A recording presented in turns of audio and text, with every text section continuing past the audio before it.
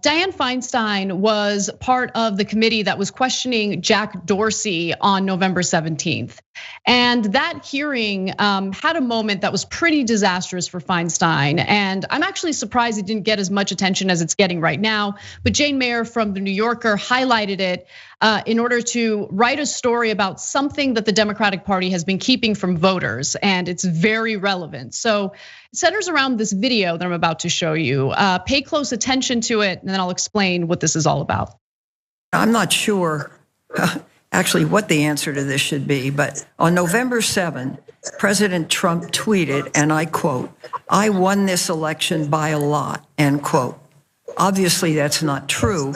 President Trump lost the election.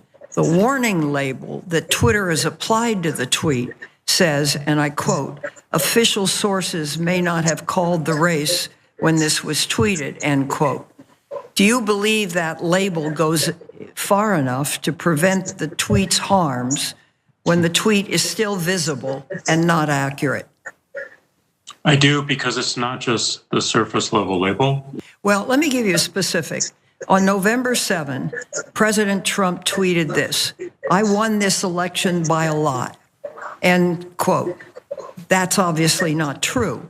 President Trump lost the election.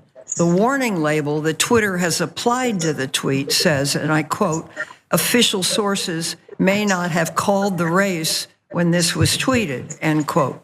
Now, here's the question. Does that label do enough to prevent the tweet's harms when the tweet is still visible and is not accurate? I believe it's really important that we show people a broader context. So she repeated the exact same question after Jack Dorsey had already answered the question, word for word almost.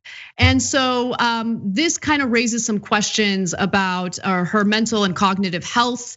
And it turns out that some of the people who are close to Feinstein in Congress have spoken to The New Yorker and shed some light on what's really going on. So according to Jane Mayer's reporting, speaking on background and with respect for her accomplished career, they say her short-term memory has grown so poor that she often forgets she has been briefed on a topic, accusing her staff of failing to do so just as they have. Feinstein's staff said that she sometimes seemed herself and other times appeared unreachable. In fact, one former Senate aide said this to The New Yorker: "The staff is in such a bad position, they have to defend her and make her seem normal." One aide, though, to another senator described what he called a kabuki meeting in which Feinstein's staff tried to steer her through a proposed piece of legislation that she protested was just words, which makes no sense. And then things had finally gotten so bad that Senator Chuck Schumer had to pull her aside and have a talk with her. And that was when she decided to step down from the Senate Judiciary Committee. And of course, that also followed the way she bungled the hearings for now Supreme Court Justice Amy Coney Barrett. So, look, I take no joy in this at all. It's really a sad situation. Before, when we were fighting Feinstein and we thought she did not have mental deterioration, I was willing to say what no one else in the media was, which is that she does not have a good record. She has a terrible record. She's a very conservative record. Now, Jane Mayer is the first one with courage to actually report on this. The rest of the media knows this. They've known it apparently for years, but as usual, they're not reporters. They're just working for corporate Democrats. So they never told you. Okay, great. Really appreciate it. By the way, the entire California media supported Diane Feinstein in her reelection. She's a brilliant, experienced legislator, a wonderful progressive that this California needs. Oh, we all know she has dementia. It's no big deal. Don't tell the voters. Don't tell the voters. By the way, she wasn't even up against a Republican. It was largely Democrats in the primary, and then the general election, it was 2 Democrats. They could have voted for Kevin DeLeon and had a perfectly, mentally there person. I mean, I don't know what else to say. Just a normal person that doesn't have dementia. So, the staff tells her stuff. She forgets it instantly. The Schumer story that Anna told you about, he tells her one day, hey, we got to take you off the committee, et cetera. Oh, that was hard. And she's in a lot of pain. And that I feel bad for, because she's a person who's suffering. And I've seen family members and loved ones go through this. It's really gut wrenching. And then the next day she forgets. So Schumer has to have the same exact conversation with her the next day and the next day. For God's sake, get her out of there. If you care about her, get her out of there. Nope. Corporate Democrats must be protected no matter what. So other than Jane Mayer, I don't see anybody else reporting this. So does everybody in the media know that Diane Feinstein clearly has dementia and they're just not saying it because they basically work for her? It's insanity, total insanity. There are almost no reporters left in this country. Okay, now you want to hear one of the most ridiculous things you've ever heard. It's both true and ridiculous.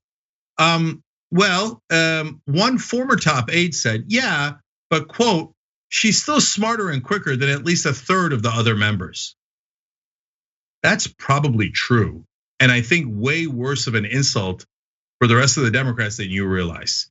So yes, a lot of them are very advanced in age, can barely function. Why?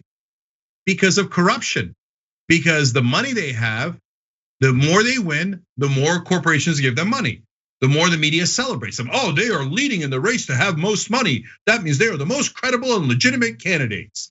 So what does that do? It perpetuates a cycle where incumbents never, ever lose because they have a monopoly on the source of power, money. We've legalized bribes, and the media never tells you. That's why we have people who literally should, get help here. I'm not saying it in a bad way. I'm being 100% genuine.